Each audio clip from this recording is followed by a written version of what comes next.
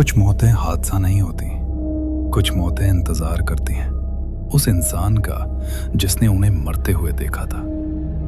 सर्दी की वो रात असामान्य रूप से शांत थी। बाहर हल्की हवा बह रही थी और पुराने पेड़ की शाखाएं खिड़की से टकराकर एक अजीब सी थाप पैदा कर रही थी। सुमित ने घड़ी देखी, रात के 1:17 बजे।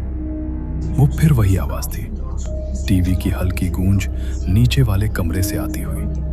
पहले उसने सोचा शायद कोई पड़ोसी देर रात जाग रहा होगा, लेकिन ये 2 हफ्तों से हर रात एक ही समय पर होता था।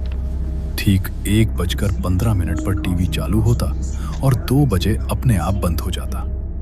वो जिस मकान में रह रहा था वो पुराना 2 मंजिला घर था। ऊपर की मंजिल पर वही अकेला किराएदार था।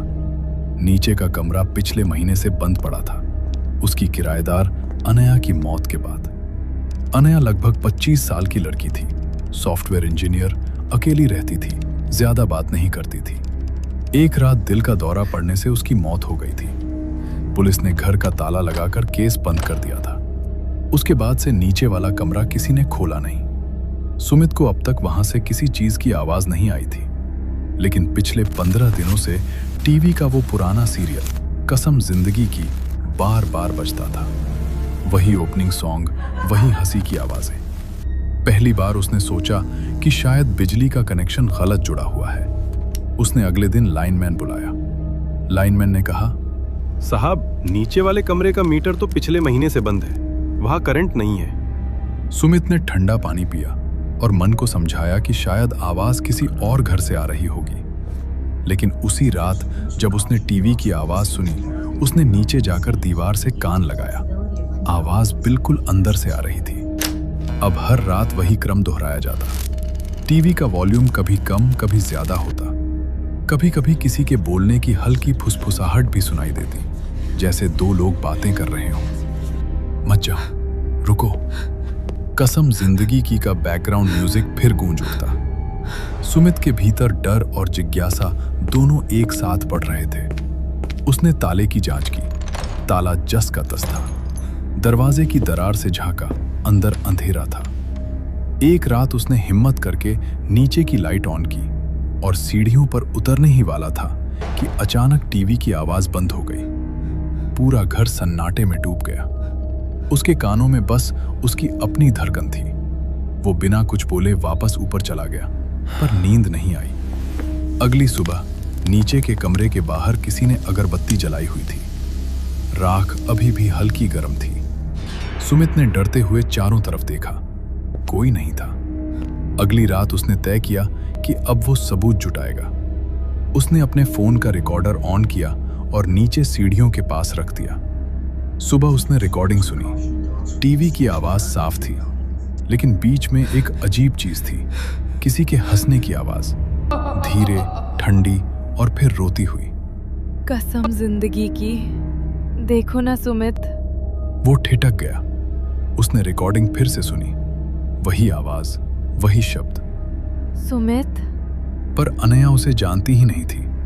उसने कभी उससे बात भी नहीं की थी। अब सुमित का डर पागलपन की हद तक पहुंच गया था। वो दिन में भी नीचे के दरवाजे को घूरता रहता, जैसे वो उसे बुला रहा हो।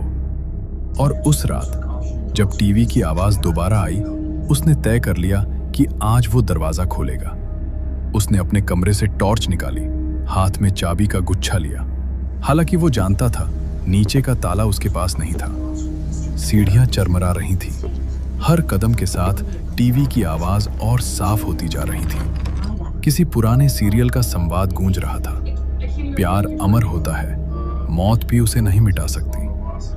वो दरवाजे के पास पहुंचा, ताले पर हाथ रखा। ठंडा पर खुला हुआ, जैसे किसी ने पहले ही खोल दिया हो। दरवाजा धीरे धीरे खुला। अंदर धुंधली नीली रोशनी थी। टीवी चालू था और वहां सोफे पर अनया बैठी थी।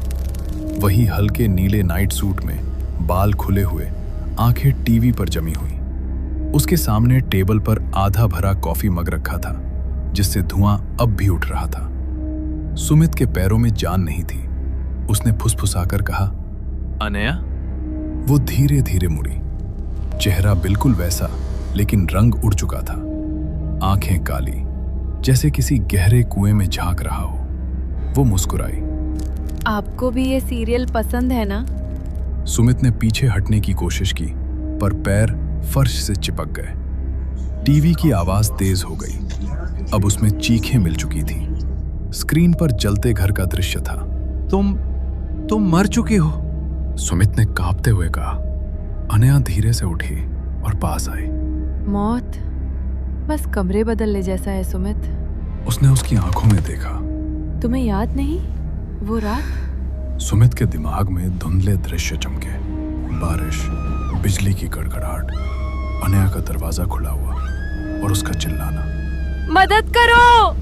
वो उस रात नीचे गया था टीवी की आवाज बंद करने, लेकिन जब उसने दरवाजा खोला था वहां धुआं था और गैस लीक कर रही थी। अनया फर्श पर पड़ी थी। वो डरकर भाग गया था और किसी को बताया नहीं था।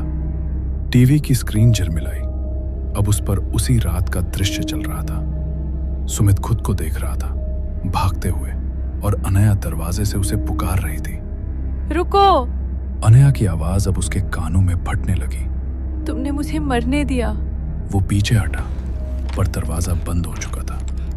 कमरा अब धुंध से भर गया था। टीवी पर आग फैल रही थी और वही आग कमरे में भी महसूस हो रही थी। अनया अब उसके सामने थी, पूरी तरह जल चुकी आकृति में। अब मेरी जगह तुम्हारी बारी है। अगली सुबह पड़ोसी ने देखा कि सुमित के कमरे से धुआं उठ रहा है। पुलिस ने दरवाजा तोड़ा। अंदर टीवी चल रहा था, वही पुराना सीरियल, कसम जिंदगी की। लेकिन अब सोफे पर दो लोग बैठे थे, एक अनया और एक सुमित। दोनों मुस्कुरा रहे थे। टीवी अपने आप बंद हुआ और स्क्रीन पर झिलमिलाते शब्द उभरे। एपिसोड समाप्त। कहते हैं रात के 1:15 पर उस घर से आज भी वही शो सुनाई देता है, और जो भी उसे देखने की कोशिश करता है, टीवी में हमेशा 2 दर्शक दिखाई देते हैं।